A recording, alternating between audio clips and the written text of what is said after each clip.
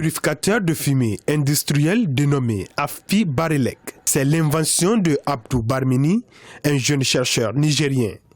Après 2 ans de recherche, ce technicien supérieur en génie électrique a conçu sur fonds propres un purificateur de fumée industriel. La motivation de ce type de recherche se justifie selon l'inventeur par le souci de contribuer à la réduction de la pollution atmosphérique.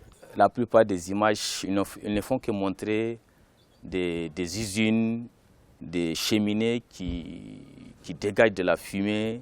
Donc je me suis dit, mais pourquoi ne pas chercher à résoudre le mal à la source?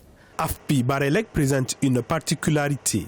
Il réduit considérablement la quantité de fumée rejetée dans l'atmosphère par les industries. Une invention saluée par les observateurs qui demandent son expérimentation à grande échelle. L'appareil, de mon point de vue, tombe à point nommé au moment où partout on crie fort ce changement climatique.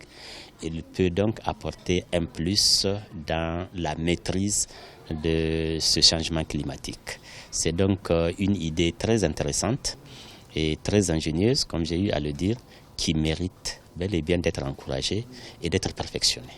On la monte sur le cheminée des usines. Vous savez, les cheminées, c'est là où sort la fumée.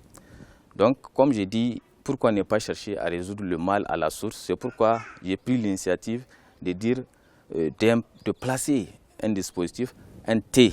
Un T, ça c'est un T qui sera placé au-dessus des cheminées, là où sort la fumée.